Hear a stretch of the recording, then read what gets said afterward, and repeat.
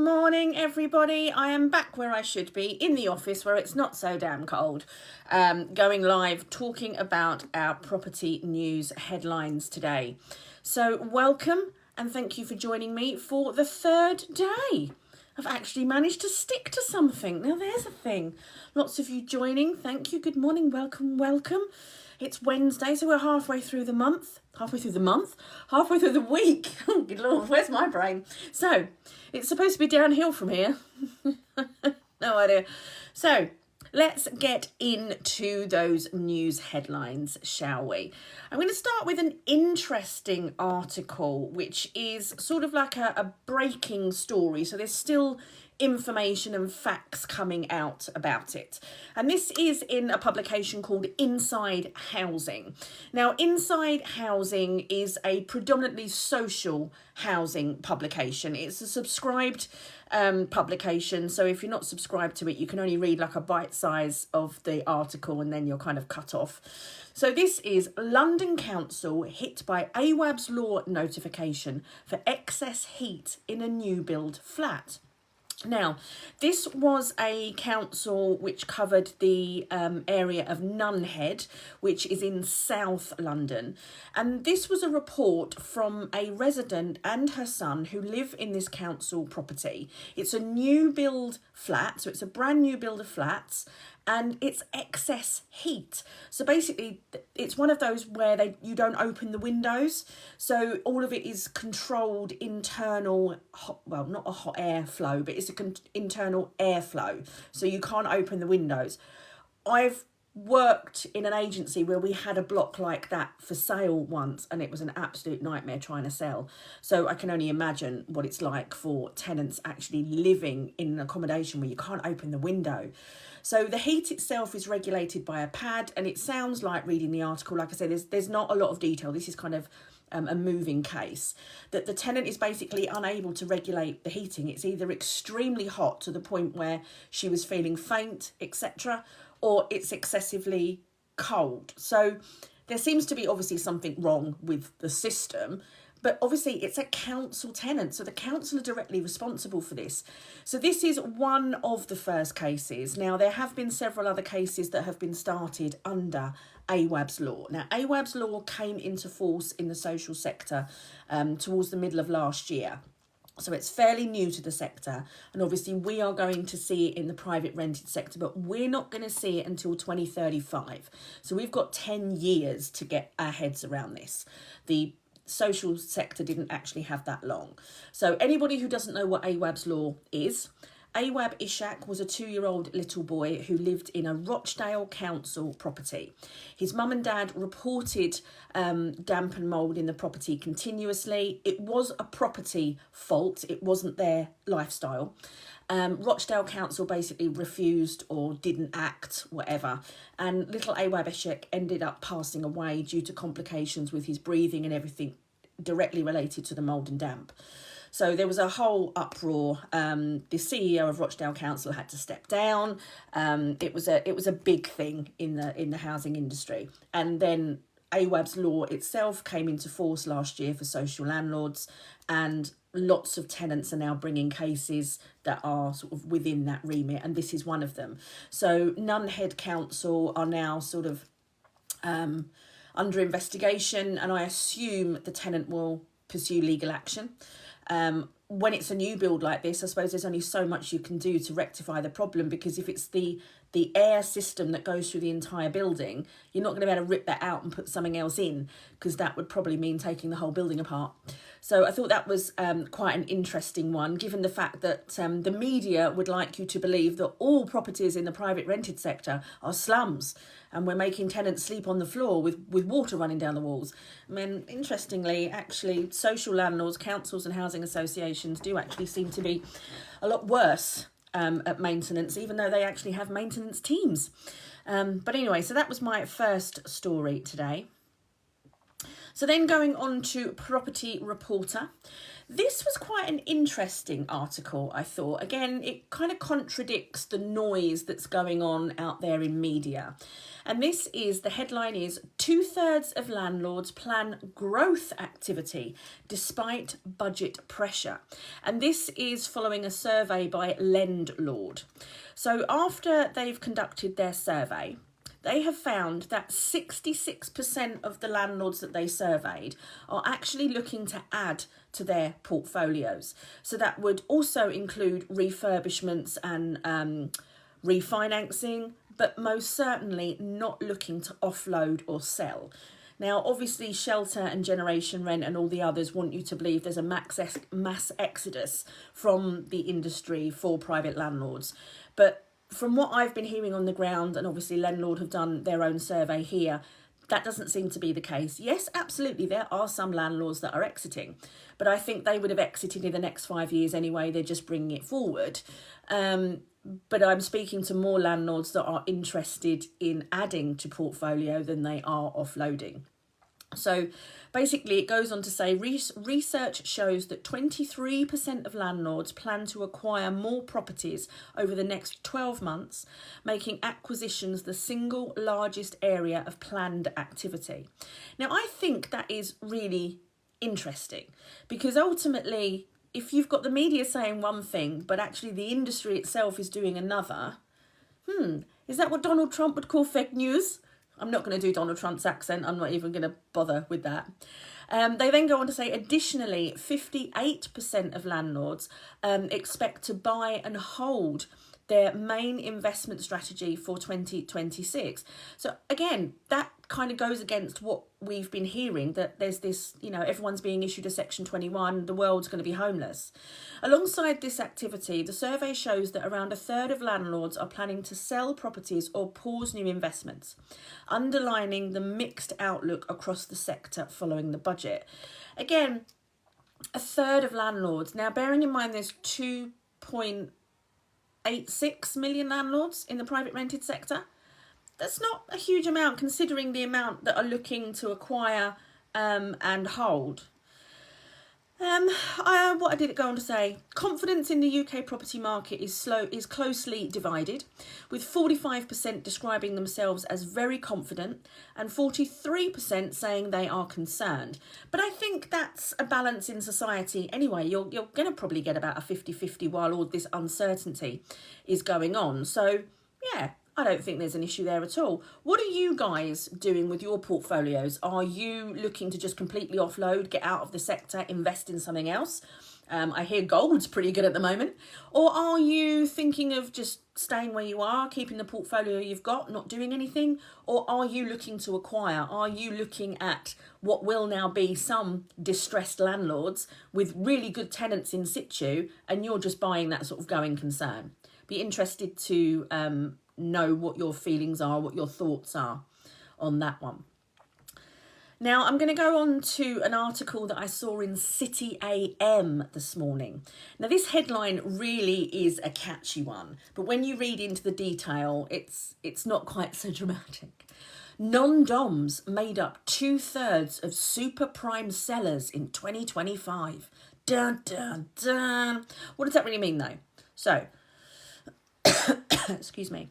What that really means is, and I quote, wealthy foreigners fleeing the UK to escape the government's crackdown on non-DOMs were behind 2 of every 3 super prime property sales last year, leading prices at the top end of London housing market to extend declines that now stretch over a decade. According to a fresh analyst of London property transactions above 15 million, so these are big money properties, 65% of the vendors who sold homes in 2025 were non-DOMs, offloading their principal UK residents as they relocated to low-tax jurisdictions such as Dubai, Italy and Switzerland. In its maiden budget, the government chose to plough ahead with its pre-election promise to abolish the non-DOM regime. a centuries-old tax status that allowed wealthy foreign nationals to pay UK tax only on their assets gained and the income generated in Britain. So, looking again, moving through some of the statistics for this, we have, during 2025, approximately 65% of our instructions were coming from non-dom seekers exiting the market. And that is from Gary Hersham, and he's the founder of Bucamp Estates. So they are based in Mayfair, off the top of my head, I believe. And he was basically saying that 65% of their sales, their instructions came from people offloading. I think that's quite important because, again, is that the sort of statistic that people are looking at to say that all of these landlords are exiting the market? Now, there's no information here to say how many of these properties were rented, but ultimately, if you've got a £15 million property, you're not going to be renting it to being captured by the AST regime. These are going to be outside of the £100,000 a year rent threshold, so they're going to be common law tenancies, so it wouldn't have a direct effect on what's going on with the Renters' Rights Act anyway. But I just thought it was quite interesting to look at this and see that actually, as a whole, across the economy, across the property industry, the budget and everything else that the government have brought in with what I feel is nothing more than knee-jerk reactions to try and solve an arterial bleed with a sticking plaster, if you like, is actually having quite a detrimental effect. There's a lot of offloading, but then does that mean that those properties are now available? Have they been freed up? But have they then been, who have they been purchased by? Who were the buyers in this situation? There's nothing in this article, unfortunately, that tells me who actually purchased these additional properties. Let me have a look. Oh, that's an interesting fun fact. So Star Wars creator George Lucas was behind one of the most expensive transactions of 2025, buying a £40 million villa in St John's Wood. It's nice in St John's Wood. The filmmaker was one of 9 buyers involved in transactions above 15 million threshold in the North West London area, and managed to negotiate a £9 million discount on the original asking price. I mean, that is a significant amount of discount, and I think it just goes to show how desperate that seller was to offload that property. And obviously George Lucas had the money in the bank. Good for him. Good for him. Anybody else buying in the St John's Wood area? No, me neither. No, it's not for me. Now we're moving on to Letting Agent Today. And again, this is a more statistic based, it's a slow news week, I've got to be honest. So, falling house building figures likely to keep a rental market strong. Well, that's pretty much common sense as far as I'm concerned. Good morning to everyone that's saying good morning. Good morning, good morning, good morning, good morning.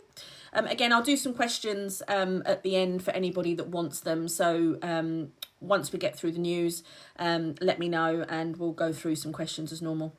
So this article goes on to say, planning permissions were granted for just 42,000 new homes in England during the third quarter of 2025. That's with the latest data that's available. This was a 31% drop on the same quarter of 2024 and the lowest quarterly total over the last 15 years. 15 years. Now, who was in government before Labour? Anyway, the House Builders Federation's latest report shows that 1,311 projects were approved between June and September, marking the 11th successive quarter of decline in the number of sites given consent for new homes. Now, isn't that kind of in contrast to what this Labour government have said? They wanted to build 1.5 million homes. Now, is that them building them one by one? Angela Rayner getting her bricks out and building a house? I don't think so. But if they're not giving the planning permission, if they're not allowing developers to come in and actually build, they're not going to hit those targets, whether it's with support of developers or whether it's the councils actually building the properties themselves.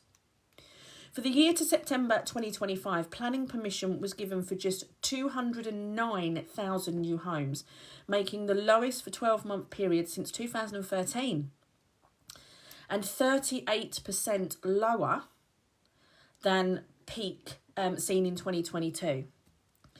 The number of housing projects granted approval in the last 12-month period has dropped again to just 7,500. That's a 12% drop on the year to quarter two of 2025. I mean, that's really significant. And what's holding this up? What's stopping people getting planning permission? Now, I used to be a town councillor here in my town. And one of the things that we did was we reviewed planning applications. And although we couldn't approve them or decline them, we had quite a strong influence on the central council that would then make that decision. The planning department will make that decision. But as local councillors, we could put our 2p's worth in and we were listened to. So is it those sort of things? And also you have the added element that local areas now have to have what's called the local neighbourhood plan.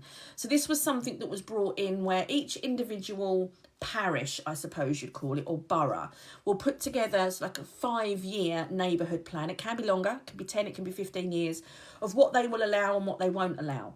So, for example, where I am here, our neighbourhood plan is not going to allow certain types of build. They've got to be in keeping with the area and the current older builds. I mean, we've got a lot of sort of 18th century builds here, so we don't want these new builds going up and it looks completely wrong. We've also got a lot of farmland around here.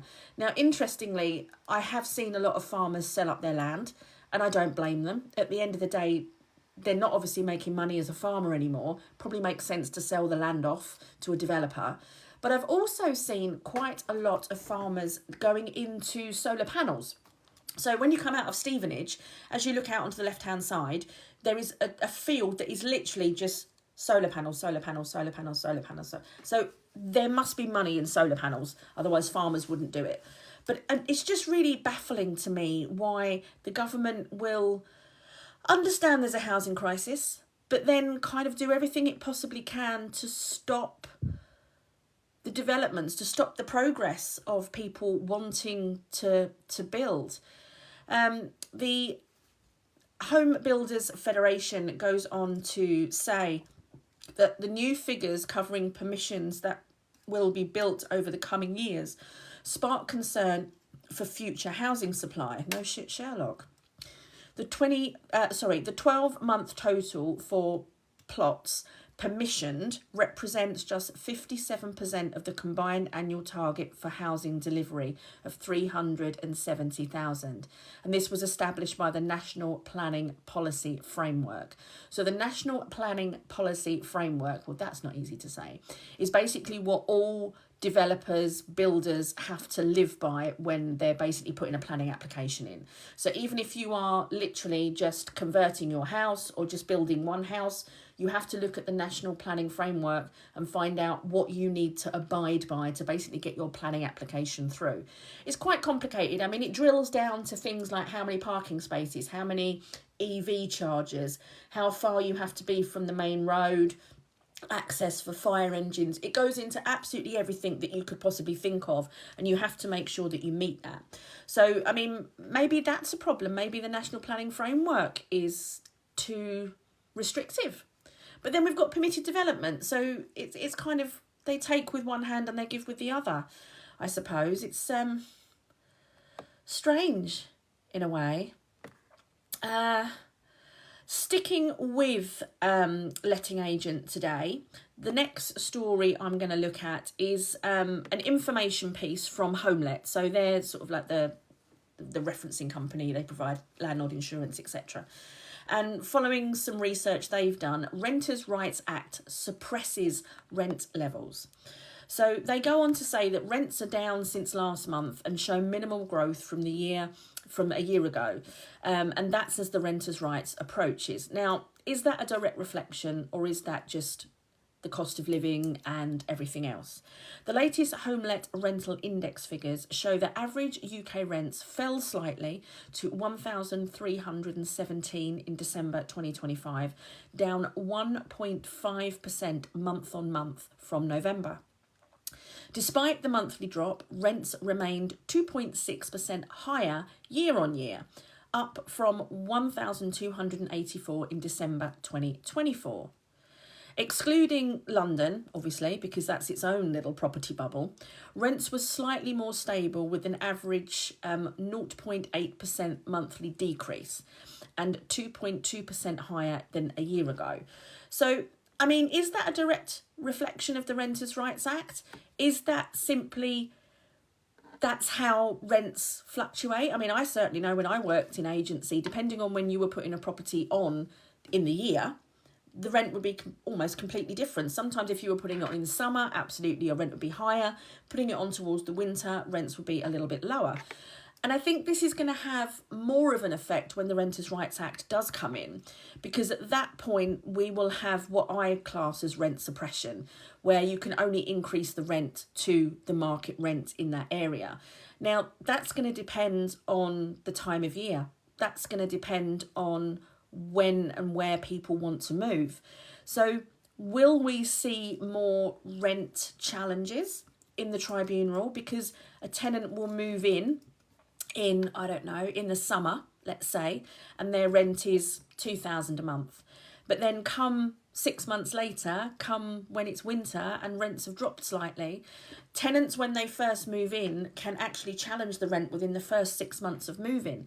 So will this trigger within the first 6 months tenants actually going out and challenging the rent, because will they feel they've been hard done by?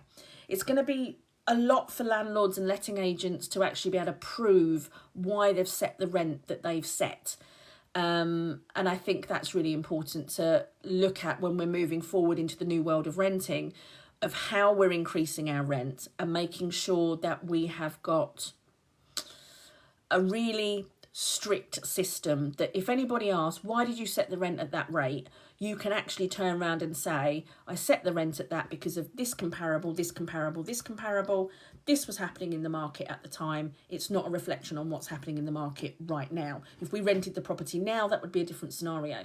So I think it's worth looking at how rent is going to be increased in the future, understanding what market rate is, and how that's going to reflect on you increasing rents in the future. So that's me done for the news headlines for now. So if you guys got any questions for me, it can be relating to the news we've just talked about, or it can be relating to anything. I am more than happy to answer your questions this morning. If not, then obviously join me again tomorrow morning, 9 o'clock, for the news headlines in the property industry again. But I'll stay on for a little while just in case anybody's got any questions for me. Or, of course, if they want to send me any little gifts, or what was it I had last time? Roses and something else? Can't remember. But anyway, I don't even know what they mean, those little things. I don't know. I tried to Google it, but Google was not my friend, so I don't know. Thank you for the rose. Whoever's just sent me the rose. Thank you. I don't know what they mean. So, question, can I increase the rent before May 2026? Well, the answer to that is it depends. So, you cannot increase rent within a fixed term tenancy. So, if your tenants are currently in a fixed term tenancy, the answer to that question is no. If they're outside of a fixed term tenancy, then you need to look at either when that tenancy started or when your last rent increase was, because you cannot increase rent more than once a year. So if you haven't increased the rent since the tenancy started, and the tenancy started 2 years ago, absolutely get your rent increase in now, and then you won't be able to increase it for another year, but you're prior to May 26. But if they're in a fixed term, you're going to have to wait for that fixed term to end. And if your rent increase or your tenancy started less than 12 months ago, then you're going to have to wait until that 12-month period has passed, and then you'll be able to increase the rent. You're asking, and by how much? That's up to you. At the moment, pre the 1st of May, there is no limitation and no restriction on how much you can increase the rent by. Unless you have a rent increase clause in your tenancy agreement, then you are restricted by whatever that is, whether it's a percentage or an amount. If you don't have a rent increase clause, then you can pretty much increase it as much as you want. But be mindful, if the increase is unreasonable, the tenants can challenge it at tribunal. And also, you may be forcing your tenants into hardship. So, for example, if you suddenly double the rent, would they have been able to afford that if you had had them as an applicant and gone through affordability? If the answer is no, then your rent increase is likely to be seen as unreasonable because you're putting your tenants into forced hardship. And you have to be careful because some judges don't like that. And therefore, if you take the tenant to court under Section 8 for rent arrears due to not paying the increased rent, some judges just don't even entertain it because they're saying you forced your tenant into hardship. It was obvious they couldn't afford it. So just be mindful of how much you're increasing. Have that conversation with the tenant. What can they afford reasonably? Do another affordability test with them. Nothing wrong with that. You don't have to re-reference them. Just an affordability test. Just look at that stress test. That's all you're looking at. So question, I've just come in. How does rent increase change after May 26? Okay, so after May, basically the only way you will be able to increase rent is by issuing a Section 13 notice. This will give the tenant 2 months notice of the new proposed rent. The new proposed rent must be no higher than the current market rent. Now, you have to be careful because market rent can fluctuate. It can go up as well as down. So don't just assume every time you issue notice, it's a rent increase. In your local area, something might have happened and it might actually be a rent decrease, which you don't want, so don't issue one at that point. You can then only increase the rent once every 12 months. So once you've increased the rent, you've got to sit and wait. Tenants will still be able to apply to the first tier tribunal and appeal any rent increases if they wish. This will obviously kick the can down the road for them, so it's a kind of no-brainer for tenants to challenge rent increases. The changes under the Renters' Rights Act is once the tribunal has made its decision, there is no backdating. So the new rent only takes effect from the date of the tribunal's decision, not the date the Section 13 would naturally have taken effect. Now, that's in complete contrast to what we have now. Now we have backdating. So that means if the tenant appeals, the tribunal sets the new rent is then backdated to when the Section 13 would have naturally taken effect, and the tenant usually comes away with some rent arrears to top up. Under the new regime, that's not going to happen. So it kind of makes sense for tenants to kick the can down the road, even, if it's a few months, it's a few months of not having to pay the increase. Also, you have to but I did the stats on 2024 or 2025, can't remember now, of how many rent appeals actually went to tribunal in that year. Now, bearing in mind, we've got 4.6 million households and 11 million tenants in the private rented sector. Only 900 of them took their rent increase to tribunal, 900. And on average, the tribunal took 8 months to make a decision. Now you think, let's just say that doubles, let's just say that triples. There's no job adverts at the moment for new tribunal staff. So let's say they now take 16 months. You then can't increase rent for 12 months from the date of the decision, not the date of your original Section 13. So there's a lot of planning and preparation. And it could mess with ROI, return on investment, and it certainly could mess with any refinancing on mortgages, for example. Okay, next question. With new eviction law coming in, do we need to prove that my family is moving in even if divorced? Really good question. So the answer is yes. You won't be able to just issue a Section 8 notice, ground one, we're moving back in, without really being able to prove it, because ultimately there are fines that start at £7,000 and go up to £40,000 if you incorrectly use a Section 8 or one of its grounds. So yes, you will need to have proof. Also bear in mind the 12-month restriction. So you can't serve that notice, so it's going to be a 4-month notice. You can't serve that notice to expire before the first 12 months of the tenancy have passed. So basically wait till month 8, issue the 4-month notice, it takes you to 12 months.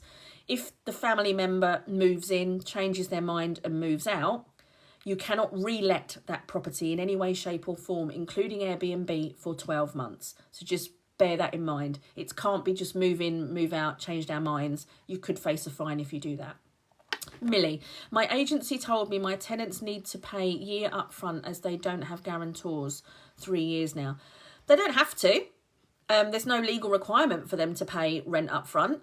That's a business decision, really, and a business decision that you make as the landlord. Remember, your agency is the property professional, but you instruct them. You pay them to do a job. They are nothing more than an extension of you. So the letting agency can't turn around and say that's what the tenant has to do.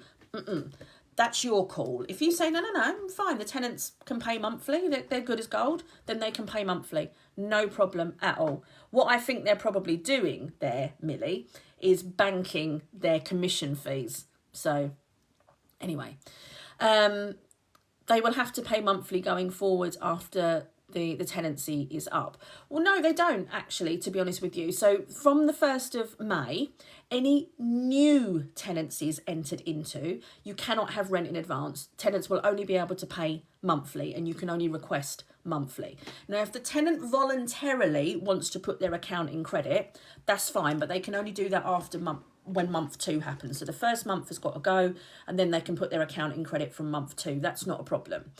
If you've got an existing tenancy that has an existing clause that says the rent is paid in instalments of 3, 6, 12 months, that stays, that doesn't change. That's not voided or overridden in any way. But what it will be is unenforceable. So if your tenant then decides to pay monthly, you then can't enforce that original clause. So there's a bit of a, it is but it isn't kind of thing. But ultimately, you need to tell your letting agent what you want. You're in charge. Any other questions? I've just noticed we've come up to 9:30. So I think I'll call it a day. So thank you all for your questions and thank you so much for watching. I will be back here again 9 o'clock tomorrow morning to give you the next set of news headlines. I will do my best to find some juicy ones because it has been a bit of a slow news week. I'll try and see what the Telegraph and the Guardian have got to say for themselves. And I think Thursday is also the Metro's property section day. So I'll have a look at those too. Thank you very much for joining me. I really appreciate it. And I'll see you again tomorrow.